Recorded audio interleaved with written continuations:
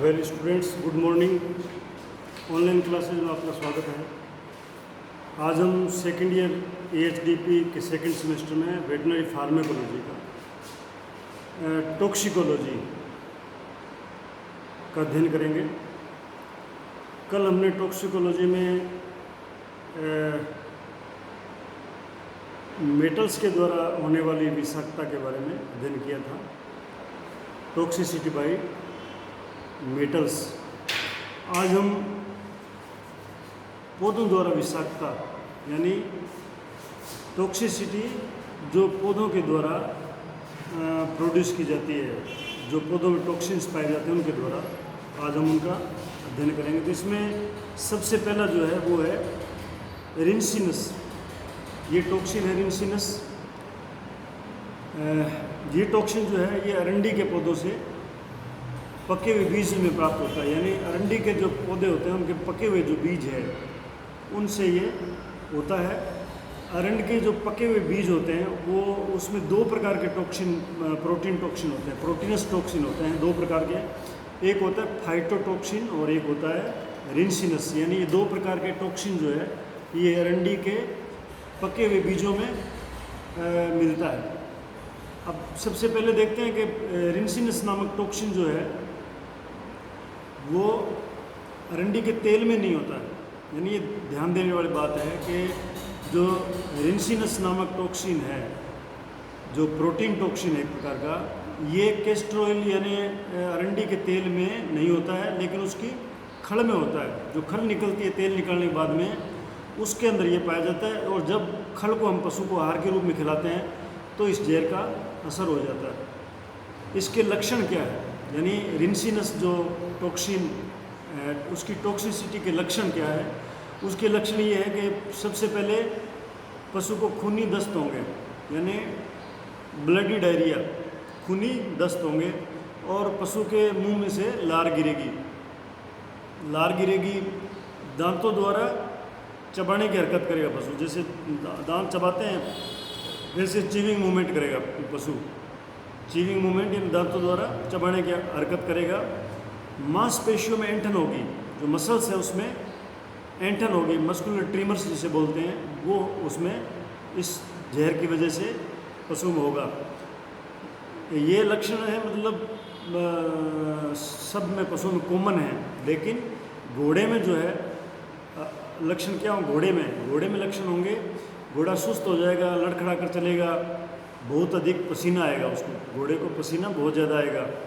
पानी जैसे भयंकर दस्त होगा घोड़े को, लेकिन उसमें खून नहीं होगा, यानी उसमें खून नहीं आता घोड़े के अंदर। अगर ये रिंसिनस का पॉइजनिंग है तो पानी जैसे दस्त भयंकर लगेंगे लेकिन उसमें खून नहीं होगा।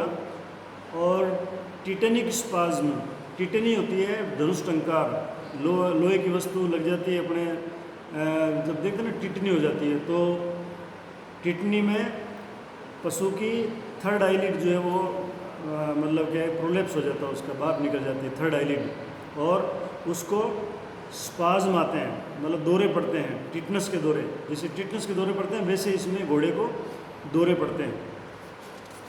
सूअर में उल्टी और दस्त दोनों लगते हैं इस मतलब टॉक्सिन की वजह से। टॉक्सिसिटी जो होता है या विषाक्तता होती है रिंसिनस की, उससे सूअर में उल्टी दस्त दोनों हो जाते हैं। ईयर्स यानी जो कान है वो, और फ्लैंक रीजन आप जानते हो, फ्लैंक रीजन, और हेम जो थुई वाला एरिया बोलते हैं, थुई उसे हेम बोलते हैं, ये तीनों जो है वो साइनोटिक हो जाते हैं।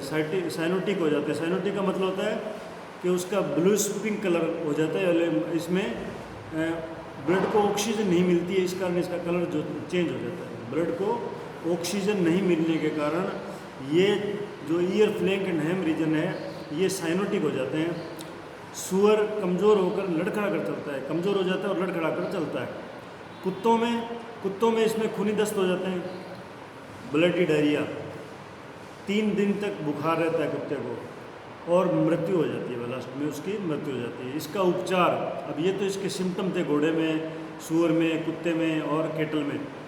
अब इसका उपचार क्या है? इसका उपचार ये है कि पशु को जब भी इस प्रकार के लक्षण दिखाई दे और मालिक हिस्ट्री दे कि साहब इसने खड़ खाई थी अरंडी की, उसके बाद ऐसा हो गया, तो हमें क्या करना है, सबसे पहले उसको फ्लूइड थेरेपी देते हैं, आईवी इंट्रावेनस उसको फ्लूइड देते हैं, जैसे जीएनएस है वगैरह जो आप देते हो फ्लूइड थेरेपी, वो इसको देनी चाहिए।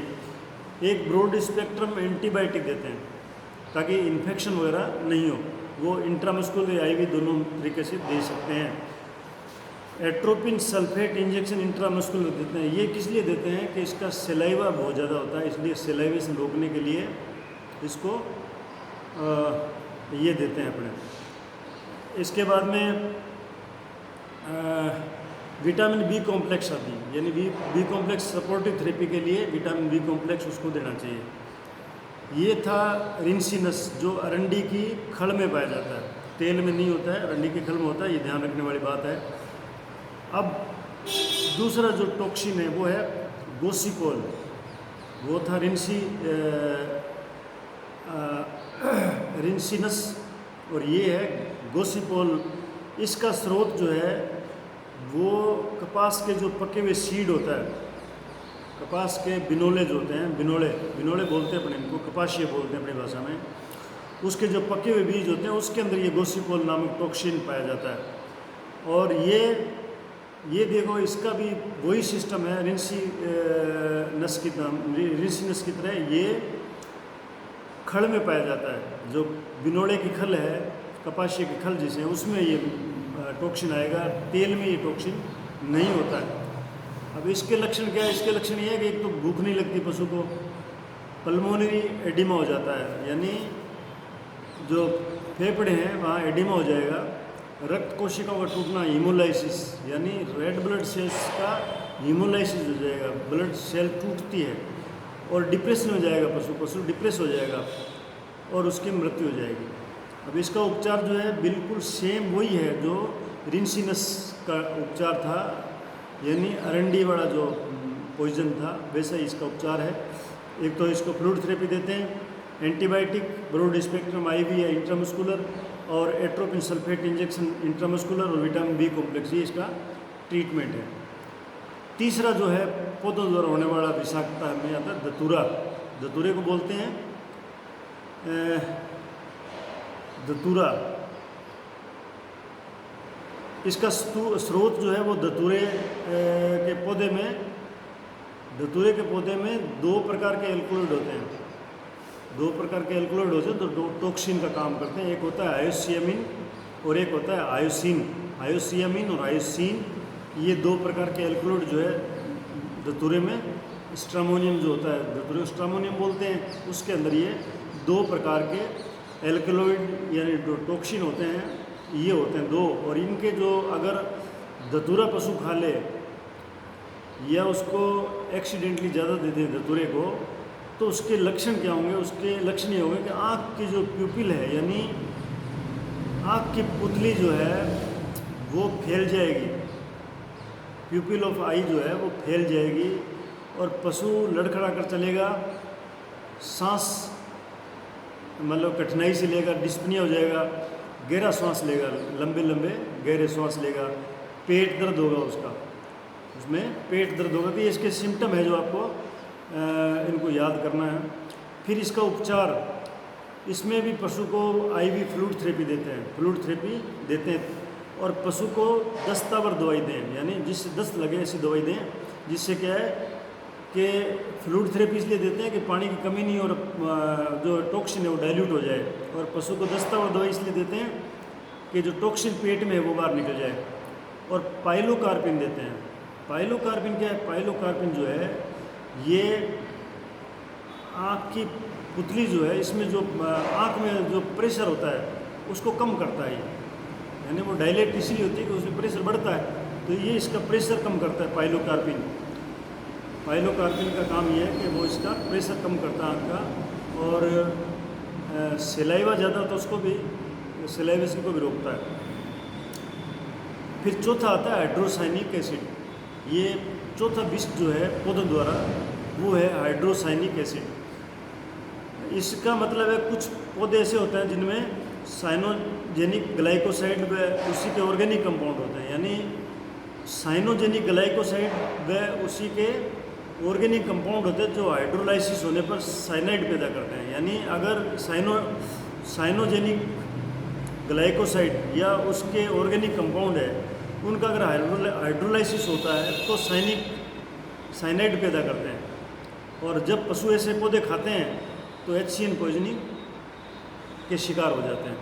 तो ये आप इसको समझने वाली बात है कि कुछ पौधे हैं जिनके अंदर साइनोजेनिक ग्लाइकोसाइड या उसके ऑर्गेनिक कंपाउंड होते हैं। अगर उनका मान लो हाइड्रोलाइसिस हो जाए तो साइनाइड पैदा होता है। और अगर पशु ऐसे पौधे खा लेते हैं जिनमें साइनाइड है तो फिर उसको हाइड्रोसाइनिक पॉइजनिंग हो जाएगी, HCN। और ये ज़्यादातर जो कौन से पशु होते हैं, जो पशु जुगाली करते हैं यानी रूमिनेंट है, उनमें ये पॉइजनिंग ज़्यादा होती है। जिन पौधों में HCN या हाइड्रोसाइनिक एसिड जो है, यदि उनका अगर साइलेज बना लें, जिन पौधों में अगर ये HCN ज़्यादा पाया जाता है, अगर हम उसका साइलेज बना लें, साइलेज जानते हो आप, चारा काट के ज़मीन में गाड़ते हैं, वो HCN की विषाक्तता और बढ़ जाती है उसमें। अगर मान लो चारा वैसे दे दिया तो उसमें विषाक्तता कम होगी, लेकिन अगर उसका साइलेज बना के दिया तो उसकी विषाक्तता बढ़ जाएगी। अब अकाल में क्या होता है, अकाल जो होता है फेमिन बोलते हैं, या बरसात नहीं होती है, तो जो चारे वाली फसलें हैं, बाजरा है, ज्वार है, मक्का है, इनकी ग्रोथ कम होती है, यानी ये अगर इनको 3 फुट बढ़ना है तो ये सिर्फ आधा फुट ही बढ़ेंगे, आधा फुट। और ये जले हुए से लगेंगे आपको, जैसे जल गए हैं आधे जले हुए। और आपको इसमें से जो इसकी तना है उसमें से आपको काला काला पदार्थ निकलता हुआ मिलेगा, वो हाइड्रोसाइनिक एसिड होता है एक्चुअल में। तो जब कम वर्षा होती है उसमें ज्वार, बाजरा, मक्का आदि जो है वो ऊंचाई में कम बढ़ते हैं और उसमें HCN की सांद्रता बढ़ जाती है, उसमें HCN की कंसंट्रेशन बढ़ जाती है। और इन कम ऊंचाई वाले पौधों को जब पशु खाता है तो उसमें HCN की पॉइजनिंग हो जाती है। तो ये तो था HCN पॉइजनिंग होने का कारण क्या है। और HCN की मात्रा जब हम पशु को देते हैं खाने के लिए, तो HCN की मात्रा अगर 2 से 2.3 मिलीग्राम पर केजी चारे के हिसाब से, अगर 1 किलो चारे में 2 या 2.3 मिलीग्राम HCN है तो पशु से मर जाएगा। यानी ये मिनिमम लिथल डोज है, यानी न्यूनतम प्राणघातक मात्रा है पशु के लिए। अगर इतनी मात्रा में HCN जो है अगर वो उस फीड में है, चारे में है, तो पशु मर जाएगा। तो आपको अगर ये क्वेश्चन आएगा कि HCN की मिनिमम लिथल डोज क्या है, तो आपको बताना है 2 to 2.3 mg पर केजी। ये पर केजी चारे से मतलब है, चारे का हिसाब है, चारे के हिसाब से ही। अब इसके क्या लक्षण है HCN के? इसके लक्षण है कि इसकी तीव्रता या इसकी कम तीव्रता डिपेंड करती है कि पशु ने कितनी मात्रा में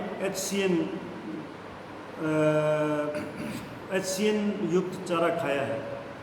तो इसमें क्या है, मसल्स ट्रिमर, यानी मसल्स में ट्रिमर, जैसे मान लो मसल्स खिंचाव करती है ना, वो उसको ट्रिमर बोलते हैं। लार गिरना, सांस लेने में दिक्कत, और पशु चलते टाइम लड़खड़ाएगा। जब पशु चलेगा तो वो लड़खड़ा कर चलेगा, आंखें उसकी लाल हो जाएगी, मांसपेशियों में ऐंठन आएगी, और अंत में पशु की श्वसन क्रिया बंद हो जाएगी और पशु मर जाएगा। इस टाइम में क्या होता है कि हृदय की धड़कन जो है वो पशु मर जाता है, लेकिन हृदय की धड़कन कुछ समय तक जारी रहती है। इसका उपचार क्या है? इसका उपचार है sodium nitrate 3 gram plus sodium thiosulphate 15 ग्राम। इसको 20 ml डिस्टिल वाटर में डिजोल्व करके सबकट देते हैं, या 30 ग्राम प्रति गाय को ओरली भी देते हैं। यानी सोडियम थायोसल्फेट जो है वो 30 ग्राम प्रति पशु के हिसाब से ओरली भी दे सकते हैं। और इंजेक्शन के रूप में सोडियम नाइट्रेट 3 ग्राम और सोडियम थायोसल्फेट 15 ग्राम 20 ml डिस्टिल वाटर में घोल के सबकट इसको दे देते हैं। अगर मान लो ज़रूरत पड़े तो सोडियम थायोसल्फेट को पुनः लगाएं, दोबारा लगा सकते हैं, लेकिन इसमें सोडियम नाइट्रेट को नहीं मिलाते हैं। जब दूसरी बार देते हैं तो सोडियम नाइट्रेट को नहीं मिलाते हैं। इसका कारण क्या है कि सोडियम जो थायोसल्फेट है उसको लगाते हैं, तो सोडियम नाइट्रेट नहीं मिलाते, क्योंकि इससे नाइट्राइट की विषाक्तता हो सकती है, इससे नाइट्राइट की विषाक्तता हो सकती है। इसलिए नाइट्राइट की विषाक्तता नहीं हो, इसलिए सोडियम थायोसल्फेट दोबारा नहीं देते हैं। दूसरा इसका इलाज है सिरका। सिरका अथवा 5% एसिटिक एसिड, ये गाय भैंस को 5 लीटर पानी में घोल के और पिला देना चाहिए। ये क्या करता है, उसके एक तो पीएच को चेंज कर देता है, यानी ये एसिडिक पीएच कर देगा। उसका जो पीएच है वो एल्कलाइन हो गया, उसको ये एसिडिक करेगा, और उसकी वजह से क्या है कि हाइड्रोलाइसिस की क्रिया जो होती है वो बंद हो जाएगी, और साइनोजेनिक जो लक्षण थे ना वो नहीं आएंगे, साइनोजेनिक लक्षण वो इसमें नहीं आएंगे।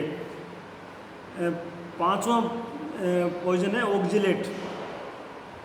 कुछ पौधे ऐसे होते हैं जिसमें ऑक्जिलेट की मात्रा ज़्यादा होती है, अथवा ऑक्जिलेट युक्त पौधों को ज़्यादा मात्रा में पशु आहार के रूप में खा जाता है तो ऑक्जिलेट की विषाक्तता हो जाती है। यानी कुछ पौधे ऐसे हैं जिनमें ऑक्जिलेट ज़्यादा होते हैं, तो उनको अगर पशु खा लेगा तो ऑक्जिलेट की टॉक्सिसिटी हो जाएगी।